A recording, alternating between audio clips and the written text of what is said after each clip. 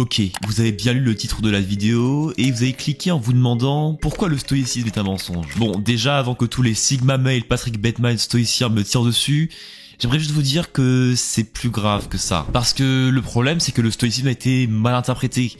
Et que c'est limite devenu une mode de mettre des phrases de Marc Aurèle hors contexte partout sur internet. Alors le but ici, ça va pas être de détruire le stoïcisme, mais plutôt de le sauver. Et pas seulement lui d'ailleurs. Toi aussi qui regardes cette vidéo, t'as besoin de savoir la vérité, car premièrement, ça va éviter que t'écoutes n'importe quoi. Mais surtout, ça va éviter que cette philosophie te ruine ta vie.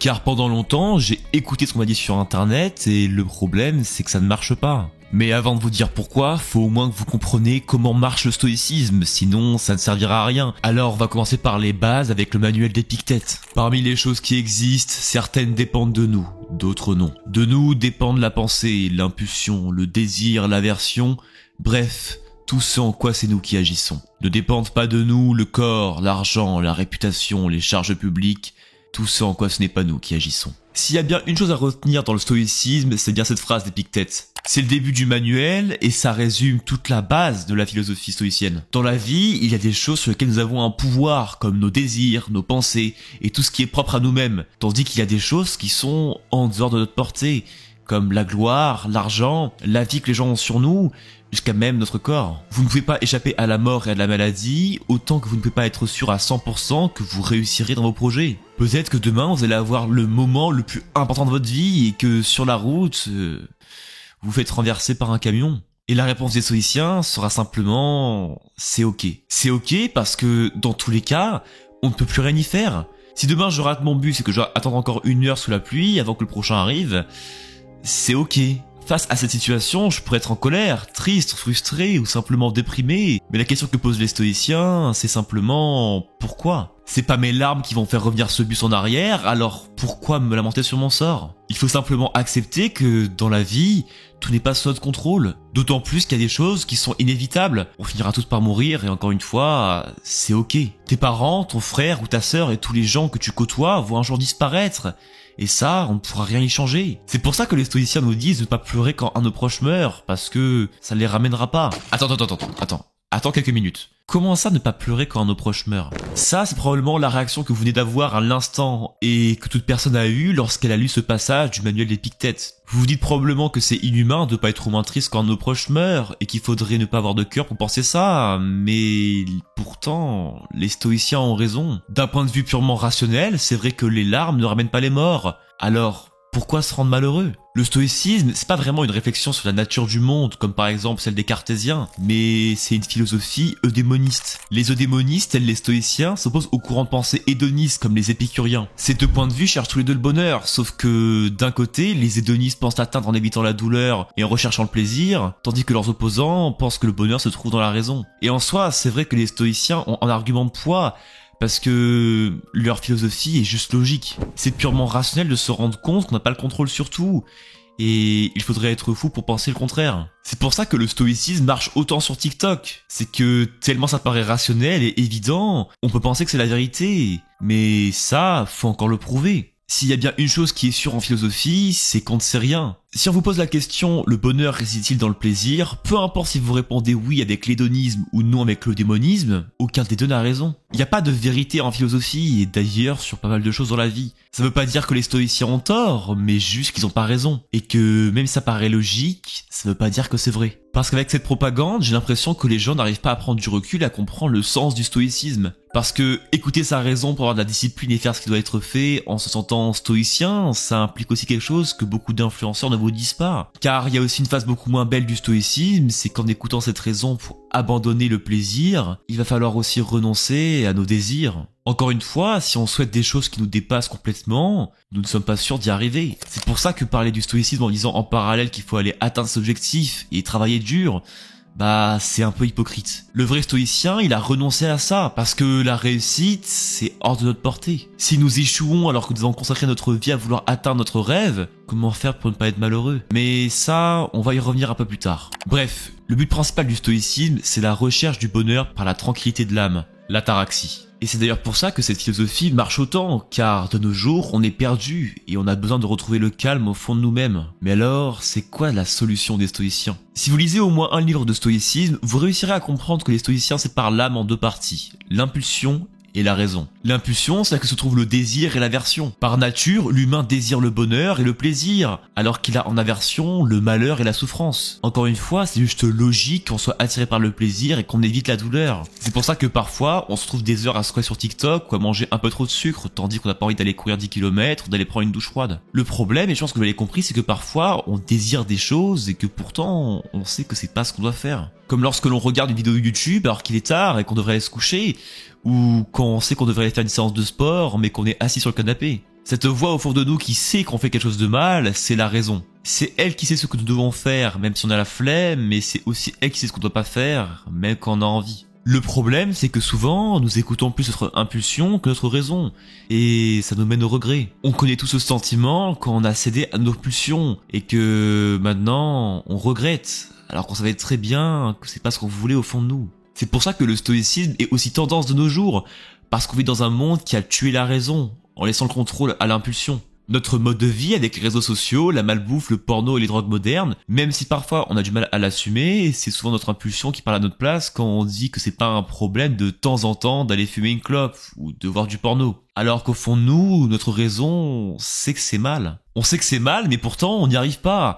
C'est comme si nos désirs étaient trop forts. Et tous ceux qui ont déjà eu une addiction connaissent ce sentiment d'impuissance où on se laisse envahir par la tentation et que ça nous paraît impossible de résister. C'est comme si malgré le fait qu'on sait que c'est mal, on n'avait pas la force de lutter. Et les stoïciens viennent justement avec une solution. S'il y a bien deux livres de stoïcisme à lire pour comprendre cette philosophie, c'est bien le manuel d'Épictète et les pensées pour moi-même de Marc Aurèle. Parce que premièrement, ça se lit facilement, c'est des ouvrages réservés pour des débutants en philosophie, et même si vous n'êtes pas un grand amateur de lecture, c'est simplement des petits paragraphes regroupés dans des livres qui sont très courts. Le manuel d'Épictète, c'est à peu près une trentaine de pages avec une cinquantaine de petits passages, tandis que les pensées pour moi-même de Marc Aurèle, on est plus sur une centaine de pages qui se lisent assez rapidement. Et deuxièmement, c'est des ouvrages qu'on pourrait qualifier de pratiques. Si certaines œuvres, telles que les Méditations métaphysiques de Descartes ou encore l'Éthique de Spinoza sont plus de la philosophie théorique, là, ces deux livres, c'est plutôt simple à comprendre, car c'est des choses qu'on vit tous les jours. Ça arrive à tout le monde de succomber à une addiction ou de pas réussir à travailler parce qu'on a la flemme. Et face à ce problème-là, les stoïciens nous proposent une solution qui est assez simple, mais difficile. Il faut simplement que tu écoutes ta raison. Et c'est pas compliqué, c'est juste dur. Parce que ça implique aussi deux choses, c'est que premièrement, certes, on va renoncer au plaisir, et forcément les addictions vont partir avec, mais si vous voulez renoncer au plaisir, il faut aussi renoncer à vos désirs. En soi, sur le papier, ça paraît logique. Si on ne désire rien, qu'on accepte tout ce qui nous arrive, même la mort, comment voulez-vous être malheureux? Mais cette vie-là que vous présentent les stoïciens, c'est une vie similaire à celle d'Épictète. Il était esclave la moitié de sa vie et boiteux et sans abri durant l'autre. Il ne recherchait ni l'argent ni la gloire. Simplement, il voulait avoir la sagesse de résister à ses désirs. Ce n'est même pas lui qui a écrit ses livres, mais son disciple Arien qui prendra en note tous ses discours dans les entretiens, avant d'en faire un manuel pour que tout le monde puisse découvrir son savoir. Alors, la question que je vous pose, c'est est-ce que vous êtes vraiment prêt à accepter ça? Est-ce que vous êtes prêt à renoncer à tous vos désirs pour éviter le malheur? La réponse est non, car si c'était oui, vous ne serez pas en train de voir cette vidéo, mais vous seriez dans votre grotte en train de méditer sur votre existence. Parce que on a tous des désirs, et c'est normal, car on est humain. On a tous des rêves au fond de nous et des objectifs qui chaque jour nous motivent, même si parfois cet objectif n'a pas vraiment trop de sens pour nous, comme par exemple quand on va au travail ou à l'école. Si même actuellement vous êtes là, c'est que vous avez peut-être la volonté ou le désir de vous enrichir et d'apprendre des choses, et c'est normal. On a tous des désirs, et en vrai, le supprimer entièrement, ce serait limite inhumain. Sauf que le stoïcien, il se rend compte que la majorité de nos désirs, ils peuvent nous rendre malheureux. Si j'espère que cette personne m'aime en retour alors que c'est incertain, je vais peut-être me faire souffrir. Et ça, tout le monde le sait si vous avez connu un chagrin d'amour ou une rupture. Et je peux pas vraiment donner tort aux stoïciens, car sur le papier, ils ont raison. Si on part avec cette mentalité-là et qu'on se rend insensible à la souffrance, soit en l'acceptant ou en l'évitant au maximum, c'est vrai qu'on ne risque pas de finir malheureux. Alors ouais, ça fait un peu mal à entendre, mais le but principal du stoïcisme, c'est pas vraiment d'atteindre le bonheur, mais d'éviter le malheur en se rendant apathique. On rejette le désir parce qu'on a peur d'échouer et d'endurer la douleur, parce qu'on est soumis à elle. C'est ça, le vrai stoïcisme. c'est tuer l'impulsion pour ne laisser que la raison. Mais le problème, c'est que c'est impossible. Je vous ai dit avant que c'était une philosophie dite pratique, mais en fait non, c'est impraticable. C'est pour ça que les philosophes comme Épictète ou Diogène sont considérés comme des êtres divins. Ils ont réussi à rejeter leurs désirs et à contrôler entièrement leur âme. Et nous aussi, on aimerait avoir cette sagesse de résister à l'impulsion, mais on n'y arrive pas. Parce que simplement, on est humain. C'est pas possible d'essayer de tuer une partie de notre âme et de faire comme si elle n'existait pas. Et dans tous les cas, je pense pas qu'il y ait beaucoup de personnes ici qui me regardent qui seraient prêtes à le faire. Parce que ça veut dire renoncer à l'amour, à vos rêves et à absolument tout pour vivre une vie comme Épictète. C'est un objectif très noble et honnêtement, je respecte énormément Épictète. Mais pour ma part, c'est pas vraiment la vie qui me convient. C'est pour ça que sur internet on parle beaucoup de la partie discipline et mindset, mais ça c'est seulement une partie infime du stoïcisme. Le cœur de cette philosophie c'est le rejet des désirs. Alors parfois sur internet on va parler du fait qu'il faut accepter ce qui nous arrive, mais en parallèle on va aussi nous dire qu'il faut s'en servir pour réussir dans la vie. Mais notre réussite elle est aussi incertaine. Alors vous pouvez chercher autant que vous voulez à contrôler votre impulsion, vous n'y arriverez jamais, car chaque jour vous la nourrissez avec vos rêves. Alors là, on n'a que deux options. Soit on la détruit entièrement, en ne laissant que la raison, soit vous continuez à être dans cette boucle de frustration sans fin, à chercher une sagesse stoïcienne qui vous dépasse entièrement. La vérité est là, on n'arrivera pas à vaincre l'impulsion, alors pourquoi chercher à continuer ce combat qui est perdu d'avance ? S'il y a bien un conseil qu'il faut retenir lorsqu'on se lance dans la philosophie, c'est celui-ci. Ne croyez pas les auteurs et vos professeurs. Le but même de la philo, c'est de réfléchir, c'est de s'ouvrir au monde pour voir différemment. Mais ça ne veut pas forcément dire tout accepter sans faire aucune remise en question. Car à vrai dire, quand j'ai découvert le stoïcisme, ça me paraissait logique. Mais jamais je me suis demandé si ça allait marcher ou non. Parce que le problème, c'est que sur le papier, le stoïcisme, c'est assez simple de dire que la raison va réussir à contrôler nos impulsions. Mais c'est seulement un rêve de penser que ça va être facile. Parce que la vérité, c'est que le stoïcisme, c'est pas pour tout le monde. Même pour moi d'ailleurs, je n'y arrive pas. Et il y a de grandes chances que pour vous aussi ça ne marche pas. Ça ne marchera pas parce que le stoïcisme n'est qu'un guide pratique pour réfléchir et guider sa raison, pour faire ce qui est juste en te préparant aux épreuves de la vie. Mais si ta raison n'est pas assez forte, tu n'y arriveras pas. Parce que dans ce 1 contre 1, elle est destinée à perdre face à tes désirs. Car depuis tout ce temps, tu les nourris avec tes addictions et ton mode de vie. À moins que ce ne soit pas un 1 contre 1, mais un 2 contre 1. Pour faire un résumé très court de ce que j'ai dit précédemment, les stoïciens voient l'âme en deux parties. La raison qu'on pourrait apparenter au cerveau et les impulsions par l'estomac. C'est lui qui représente la faim, la soif et tous les appétits de notre âme, qu'ils soient de sexe, d'argent ou de gloire. Mais le problème, c'est qu'entre ces deux parties, il y a le cœur. Dans la République de Platon, Socrate cherche à comprendre avec Adimante et Glaucon ce qu'est la justice. Ainsi, ils vont commencer à créer la cité parfaite, afin de comprendre comment l'humain fonctionne et comment son âme se divise, pour réussir à trouver ce qu'est la justice. Leur cité se divise en 3 classes. La première, la classe d'or, est celle des dirigeants. C'est ceux qui dirigent la cité comme des politiciens. La seconde classe, celle d'argent, sont des gardiens. Ce sont eux qui ont pour but de contrôler la cité en suivant la loi des politiciens. Tandis que les derniers, la classe de bronze, sont le peuple, les agriculteurs, les ouvriers ou les charpentiers. C'est eux qui représentent les désirs de la cité. Bien évidemment, c'est qu'une image pour essayer de définir ce qu'est la plus grande des vertus. La justice. Le manuel d'Épictète, c'est plein de conseils pour mener une vie de stoïcien. Mais chez Marc Aurèle, on est plus sur la recherche de la vertu. Quand j'ai lu son livre, je me suis souvent dit que c'est pas vraiment du stoïcisme, mais plutôt un guide de la justice. Parce que même s'il applique tous les principes stoïciens, on voit quand même qu'il y a une chose qui le dirige derrière tout ça. Son principe directeur, comme il l'appelle. Il a encore des désirs, et d'ailleurs, c'est quasiment tout le but de son livre. Il a un objectif, c'est d'atteindre la vertu. Mais même comme ça nous aide pas trop. On n'arrive juste pas à comprendre comment on va réussir à faire pour atteindre cette vertu que les stoïciens nous vantent depuis tout ce temps. Parce que c'est simple de dire qu'il faut suivre la raison, mais c'est beaucoup plus dur de le faire. C'était bien beau de me dire d'atteindre la vertu et de faire ce qui était juste, mais ça ne marchait jamais. Parce que même si c'est logique, j'avais pas la volonté de réussir à le faire. Et c'est seulement quand j'ai lu La République que j'ai enfin compris le problème du stoïcisme. Si on reprend les classes de la cité, on se rend vite compte que c'est bien des parties de notre âme. La classe d'or qui dirige, c'est notre raison. Tandis que la classe de bronze qui désire, c'est l'impulsion. Et au milieu, cette classe d'argent, c'est la volonté. Pour comprendre un peu, prenons un exemple. On est d'accord que quand vous avez faim, c'est votre impulsion et votre envie de manger qui va vouloir prendre le dessus. Mais pourtant, de la même manière qu'un archer qui en même temps, avec un bras, tire sur la corde et avec l'autre repousse l'arc, parfois, nous tirons vers quelque chose ou un désir et en même temps, nous le repoussons. C'est pour ça que parfois on a faim, mais qu'on ne mange pas, ou qu'on a soif, mais qu'on ne boit pas. Car la raison repousse le désir, tandis que l'impulsion l'attire. Imaginons que vous êtes à un repas. On vous a servi de la nourriture, vous mourrez de faim et pourtant vous vous retenez, vous ne mangez pas. D'un côté, on a faim et l'impulsion nous dit d'aller manger. Mais de l'autre, notre raison comprend que c'est pas poli de faire ça et donc du coup, on attend. Et ici, les stoïciens pourraient dire que c'est notre raison qui repousse l'impulsion. Mais pourtant, Platon n'est pas cet avis. D'un côté, vous avez la voix de la raison, et de l'autre côté, celle des désirs. Et entre deux, il y a vous, votre volonté. En soi, même si d'un côté, l'impulsion est en train de tirer, et que la raison est en train de repousser le désir, au bout du bout, c'est simplement vous, votre volonté qui va faire un choix. Même si par exemple c'est une addiction et que vous savez très bien qu'il faut pas le faire, eh bien au final c'est vous qui cédez. Votre raison vous dira que c'est pas ce qu'il faut faire, mais c'est la volonté qui va prendre la décision et écouter l'impulsion. En vérité, c'est pas vraiment l'impulsion qui contient le désir, mais c'est la volonté. C'est elle qui a des rêves, des objectifs, une personnalité, des envies.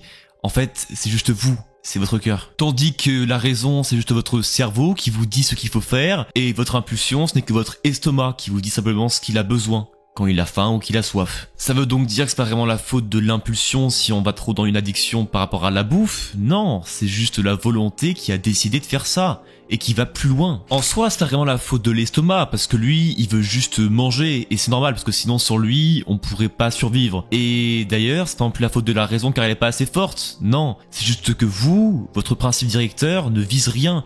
Vous visez ni la vertu, ni l'amélioration, vous visez simplement le plaisir et l'addiction. Et malheureusement, ça mène au malheur. Alors vous allez me dire, c'est quoi du coup la solution de Platon pour réussir à être heureux et à trouver la justice dans notre âme? Parce qu'actuellement, on est un peu perdu avec tout ça. Pour résumer un peu ce qui se passe dans le livre 4, le but c'est vraiment de pouvoir trouver la justice. Et ce qu'ils disent, c'est qu'elle découle simplement des 3 vertus de la cité. C'est-à-dire la sagesse pour la raison, la tempérance pour l'impulsion, et enfin le courage pour la volonté. La sagesse pour réussir à prendre les bonnes décisions et à distinguer ce qui est mal et ce qui est bien. Le courage pour réussir à surmonter la peur, la difficulté et le plaisir. Car c'est dur, mais même si ça l'est, il faut quand même qu'on y aille. La tempérance pour ne pas trop désirer, pour ne pas avoir trop faim, pour ne pas avoir trop soif. Pour simplement réussir à se contrôler et à parfois faire taire nos impulsions. Car même si c'est la volonté qui décide d'aller prendre l'addiction, elle est quand même appelée par une chose qui est en train de tirer vos impulsions. Si vous avez une impulsion de désir sexuel et qu'après vous allez vous masturber parce que vous allez encore une fois casser votre nofap, dans un sens c'est la volonté qui veut aller faire ça, mais dans l'autre c'est aussi l'impulsion qui est en train de tirer. Alors il faut être courageux pour réussir à résister, mais surtout être tempérant pour de temps en temps se dire stop. Et c'est pareil pour la nourriture, la boisson et absolument toutes les addictions qu'il y a sur Terre. Et dès qu'on va avoir ces 3 vertus là, on aura atteint la justice dans notre âme et on sera finalement libre, mais pas vraiment la même manière qu'un stoïcien. Parce qu'en fait, le désir reste toujours là. Sauf que là maintenant, il n'est plus orienté vers quelque chose comme une addiction, mais il va réussir à être orienté vers votre principe directeur, votre raison de vivre. Le problème, c'est que actuellement, c'est pas vraiment des rêves, des objectifs, des choses qui chaque matin vous donnent envie d'aller vous lever. Non, ce qui vous reste actuellement avec votre volonté, c'est des addictions et des pulsions. On a un problème, c'est que déjà numéro 1, on ne cherche pas la vertu, mais surtout c'est qu'on ne sait pas quoi faire, parce que notre raison n'a pas la sagesse.